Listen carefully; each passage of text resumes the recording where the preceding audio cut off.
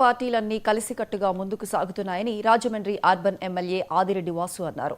రాజమండ్రి నగరానికి చెందిన అభివృద్ధి కమిటీలలో అన్ని పార్టీలకు సమాన భాగస్వామ్యం కల్పిస్తున్నామని చెప్పారు. నిజంగా తాము కక్ష సాధింపు చర్యలకు పాల్పడి ఉంటే ఈ పార్టీకి రాజమండ్రి సెంట్రల్ జైలు నుండి నిండిపోయేదని వ్యాఖ్యానించారు.